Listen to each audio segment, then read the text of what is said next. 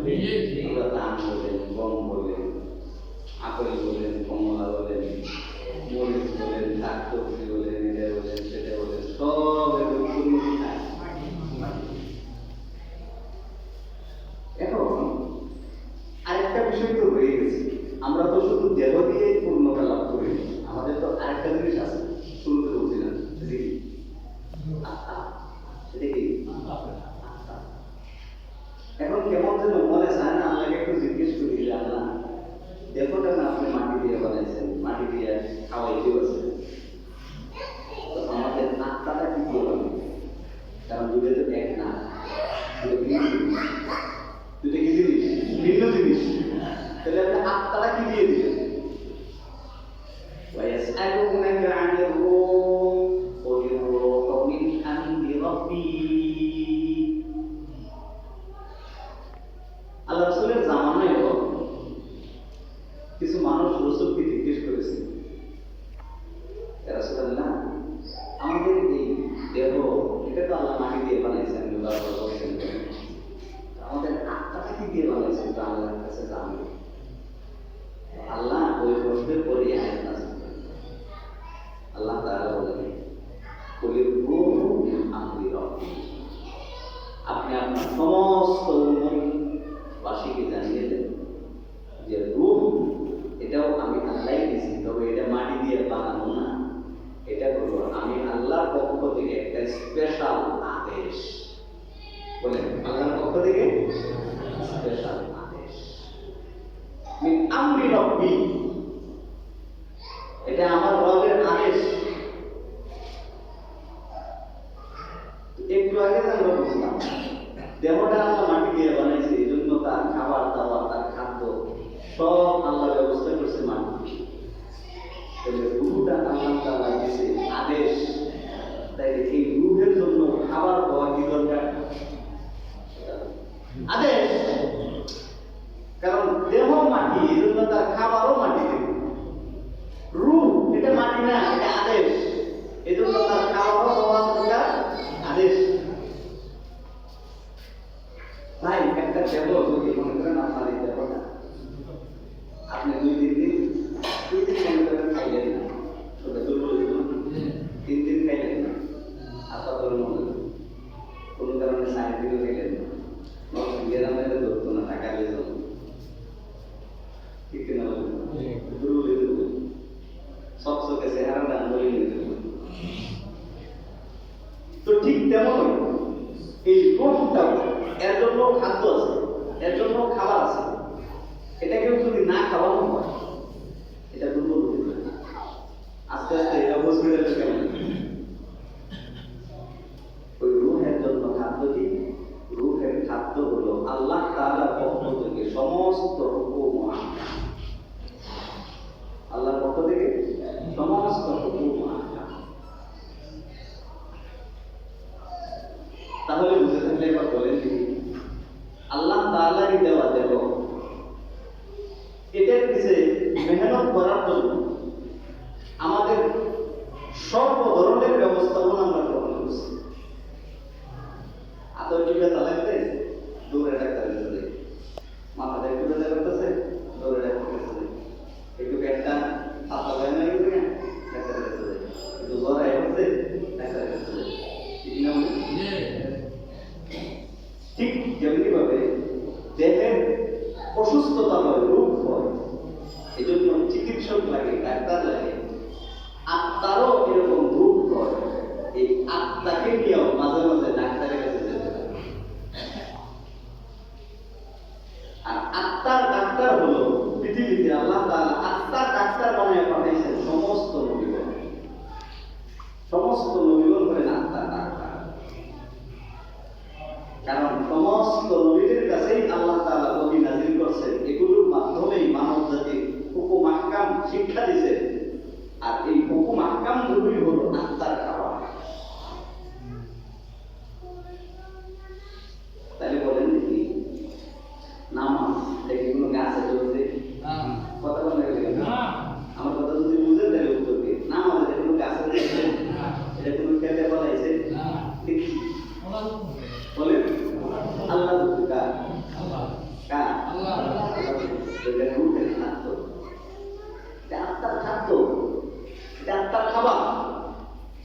আচ্ছা বলে যে রোজা এটা কোন ক্ষেত্রে চাপিয়েছে? চাপিয়েছে এটা কোনো গাছে ধরছে? এটা কোনো কোম্পানি বানাইছে? এটা করতে লিখে দিচ্ছে কার হুকুম? এটা আপনার আত্মার খাদ্য, এটা আত্মার খাবার। আচ্ছা বলেন হজ করতে হবে, এটা কি কোনো গাছে ধরছে? এটা কোনো ক্ষেত্রে চাষ হয়েছে? এটা কার হুকুম? এটা আত্মার খাদ্য। আল্লাহর জিকির করতে হবে, এটা কোন গাছে ধরছে? কোন ক্ষেত্রে ধরছে? এটা কার হুকুম? এটা আত্মার খাদ্য। এমনই ভাবে যত বিষয় আল্লাহর পক্ষ থেকে নাজিল করা, এগুলো গাছে ধরে নাই, খেতে বলে নাই, পুষ্করিতে ছাঁচ হয় নাই, কোনো ফ্যাক্টরিতে বানানো হয় নাই, এগুলো সব মানুষের ভিতরে যে আত্মাটা, এটা খাদ্য, এটা খাদ্য।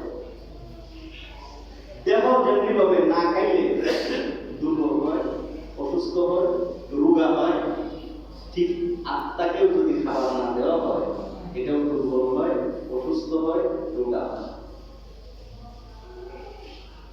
আচ্ছা মনে করে এখানের মধ্যে আমাদের যে মানুষগুলো আছে, এখানে সবচেয়ে মানে একবারে সতেজ যুবক, একবারে সুঠাম দেহ একজন মানুষ মনে করেন বের করে, তার শরীরে এরকম শক্তি আছে বলতে সাধারণ মানুষ 5 জনের লোক হবে। কিন্তু গতকাল করবে এই মানুষটারে ঘরের ভিতরে আটকাই দিয়েছে 5 দিন, কোনো খাবার দিয়েছে না, কোনো পানি না। 5 দিন পরে 2 দিনের লোকে ঘরে কুস্তি লাগাও, এটা পুরো লোকে পারবো কি নেই? কথা মনে লেগে পারবো না। একটু আগে কিন্তু তার শরীরে এমন শক্তি ছিল 5 দিন আগে যে সাধারণ 5 জন মানুষ তার সাথে পারে না। মাত্র 5 দিন না খাওয়ার কারণে এখন তার অবস্থা এমন হয়েছে একটা পুরো হানের লোকে হয়ে পারতো না, তাকে দিয়ে বলে দেবে। 5 দিন না খাইলে যদি সবচেয়ে শক্তিশালী মানুষটা এতগুলো পরিমাণে একটা বাচ্চা ছেলে তারা খাওয়াই দেয়, আপনার এই রূহের খাদ্য নামক নামাজ সপ্তাহ পর সপ্তাহ, মাসের পর মাস চলে যাইতেছে, আপনার রূপটা কি পরিমাণে জোর করেছে একটু বলেন দেখি। আপনার এই রূহের কতটুকু শক্তি আছে? আপনার এই রূপটা তো ওই সুঠাম দেহ বিশিষ্ট যুবকের চেয়ে আর বেশি দুর্বল। এই জন্য আপনার এই রূহের শক্তি, আপনার এই আত্মার শক্তি আপনার ইমানের খোরাক জোড়ায় না, এবং বদলের জায়গায় মসজিদ পর্যন্ত নিয়ে আসতে পারে না। এটা দুর্বল হয়ে গেছে, এটা রোগা হয়ে গেছে, এটা এখন পারে না। আমরা বলি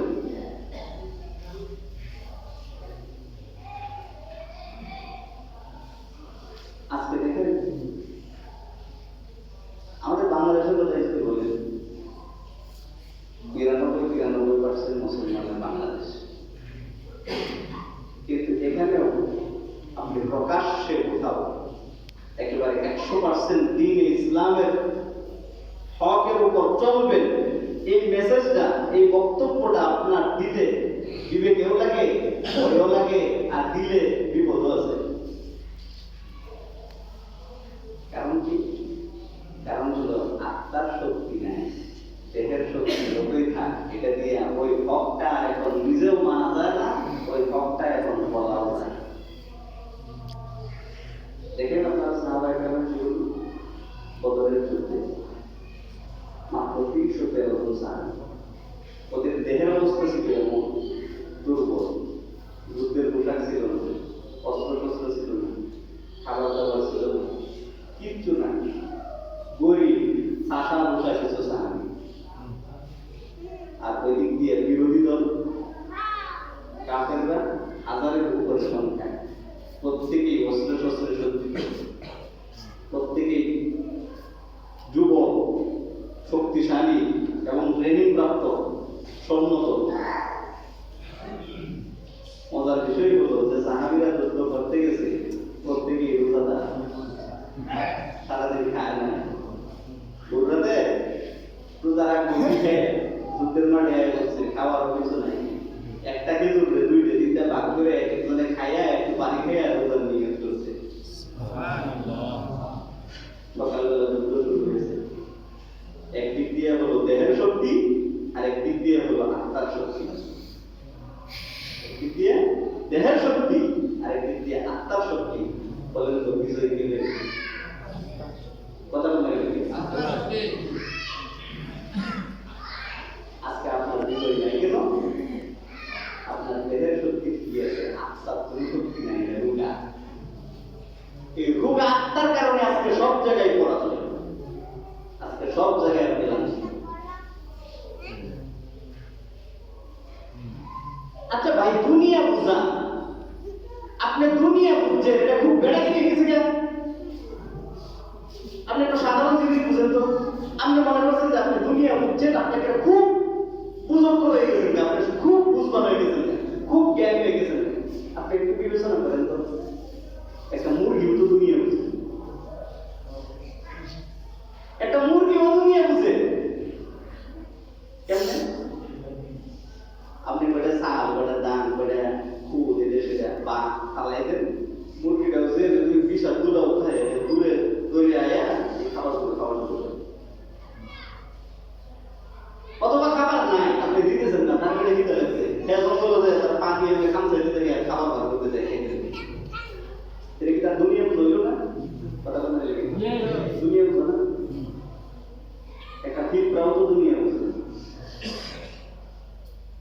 আপনি একটু বন্ধুর সিরে নেওয়া লাইতেছেন মসজিদের সামনে, 10 মিনিট পরে দেখেছেন এই বন্ধুগুলি একটু করে পিঁপড়া টানাটানি শুরু করে, কখনো না এটা করে সেও জানে এটা তার খাদ্য, সে সংরক্ষণ করতেছে। আপনিও এটাই বুঝছেন, পিঁপড়াও এটাই বুঝছেন, আপনি গিয়ে কেড়ে ফেলেছেন, আপনি একবারে কিনে ফেলেছেন। একটা গরু ছাগল, সেও তো দুনিয়া বুঝে। একটা কীট পতঙ্গ, সেও দুনিয়া বুঝে। তা আপনি এটাই বুঝছেন, আপনি একবারে কি অর্জনটা ফেলেছেন? আপনাকে দুনিয়া বোঝার কিছু, দুনিয়া বোঝার জন্য আপনাকে পাঠানো হয় না। আর দুনিয়া বোঝা এটা আপনার কোনো কৃতিত্ব না, আপনার কৃতিত্ব হলো পরকাল বোঝা। যদি আপনি সেটা বুঝতেন, তাহলে এই দুনিয়া যেটা বোঝার লাগে আপনি জীবন শেষ করতেছেন, এটা আপনার গুলাম হয়ে আপনার পা চাপ হয়ে যায়, আপনার পা চাপ। আফসোস আপনি ওই পরকালটা বুঝেন। আমি আজকে যে আয়াত তেলাওয়াত করছি, আল্লাহ তাআলা এই আয়াতে দিয়ে বলছেন, وَأَمَّا مَنْ طَغَى وَآثَرَ الْحَيَاةَ الدُّنْيَا فَإِنَّ الْجَحِيمَ هِيَ الْمَأْوَى। যারা আল্লাহর সাথে সীমা লঙ্ঘন করে এবং দুনিয়াকে প্রাধান্যের বস্তু বানায়, দুনিয়াকে প্রাধান্য দেয়, দুনিয়াটা বুঝে নেয়। আল্লাহ বলে, তোরা দুনিয়া বুঝছস, যা বুঝে নিয়ে থাক, ফাইনাল জাহিমা হিয়াল মাওয়া। পরকালে আমার কাছে আসবি, তোদের ঠিকানা হবে জাহান্নাম। নাউজুবিল্লাহ বলবেন। তুই দুনিয়া বুঝছস, বুঝ, তুই বুঝছস বিদেশ গেলে মাসে মাসে 50,000 1 লাখ কামাই দিবি, তুই বুঝছস এই ব্যবসাটা দিলে এত টাকা লাভ হইব, তুই বুঝছস খেতে এই ফসলটা ফলাইলে এত বেশি লাভ হইব, তুই সব বুঝলি, কিন্তু পরকালের ব্যবসা বুঝলি না। তাহলে জানি না ফাইনাল জাহিমা হিয়াল মাওয়া, পরকালে তোর ঠিকানা হবে জাহান্নাম। এই কথাটা কার? আল্লাহ যিনি বানাইছেন আপনাকে, তিনি বলতেছেন যে তুই দুনিয়া বুঝছস, বুঝ, পরকালে ঠিকানা হবে জাহান্নাম। তিনি বলতেছেন, না তো নামে সূরা নাজিয়াত বের করে দেখাই দিন। এর পরবর্তী অংশে আমরা কি বলে, وَأَمَّا مَنْ خَافَ مَقَامَ رَبِّهِ وَنَهَى النَّفْسَ عَنِ الْهَوَى فَإِنَّ الْجَنَّةَ هِيَ الْمَأْوَى। আর যারা পরকাল বুঝছো, এই পরকাল বুঝতে যায় দুনিয়াতে তুমি কষ্ট ভোগ করেছো, টাকা পয়সা ছিল না, এই পরকাল বুঝতে যায় তুমি সুদ খাইতে পারো নাই, এই পরকাল বুঝতে যায় তুমি ঘুষ খাইতে পারো নাই,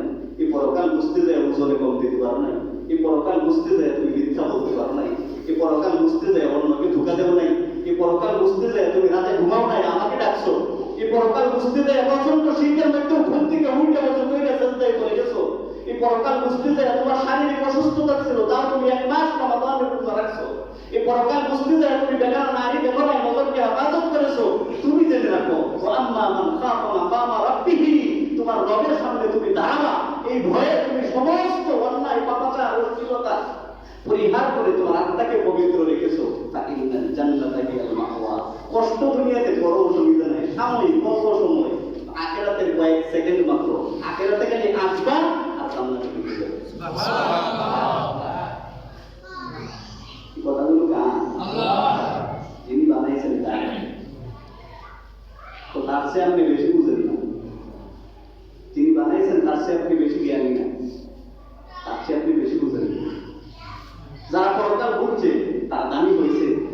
আপনি দেখেন ইতিহাস একেবারে পৃথিবীর সৃষ্টি থেকে নিয়ে এখন পর্যন্ত পড়েন, এক নজরে ইতিহাস পড়েন।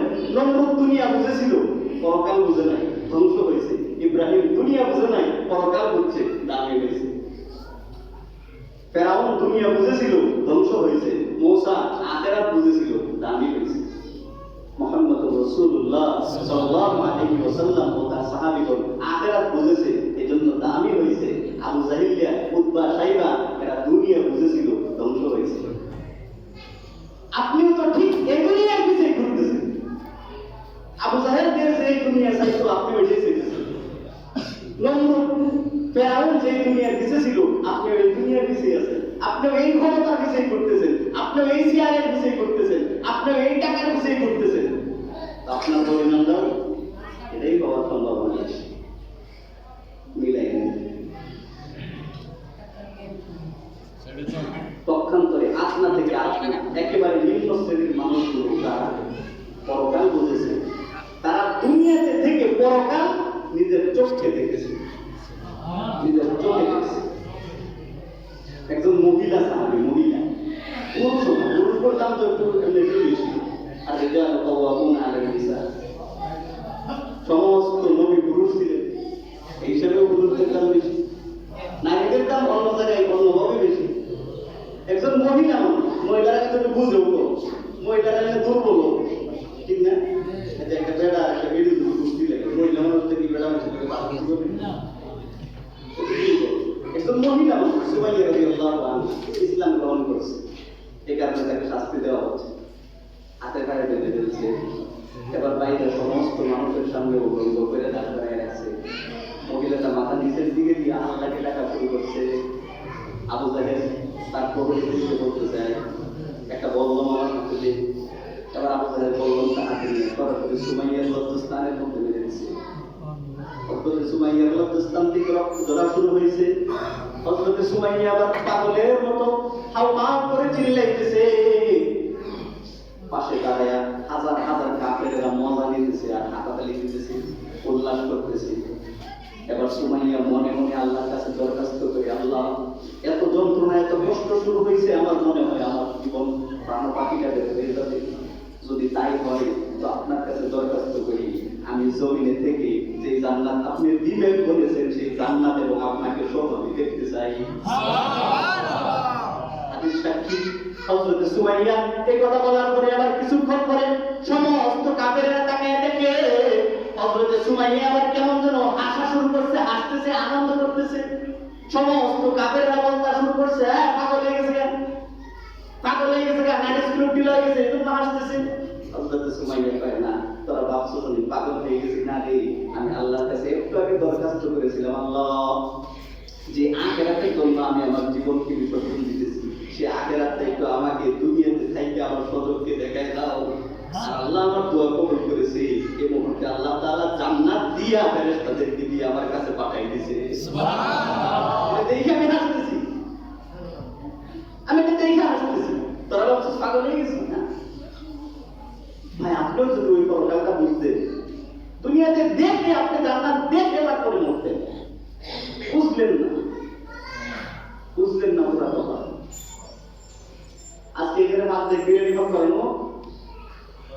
খালি একটা মাইকিং করা হোক, মাগরিবের নামাজের সময় তো জায়গা হইতো না, হইতোই না, ছাদে হইতো না, মাঠে হইতো। 1 ফুটলা বিরানের আছে মসজিদে জায়গা হয় না। অথচ আল্লাহ বলে বান্দা আমার একটা সেজদা দে, এটা তামাম পৃথিবীর চেয়ে আমার কাছে দামি। 1 ফুটলা বিরানের দাম বুঝলেন? আল্লাহ তাআলা বলে তামাম পৃথিবীর চেয়ে দামি, এটা বুঝলেন? সুস্থ রাখা ভালো। কেমনে আল্লাহ বুঝলেন? আর তো নবী আসবে না ভাই, আর কিতাব নাজিল হবে না। ওলামা ইকরাম যা বলতেছে প্রত্যেকটা সত্য, এগুলো বানানো গল্প কিচ্ছা কাহিনী না। আল্লাহ বুঝার তৌফিক দান করুন। তারা সুন্নাত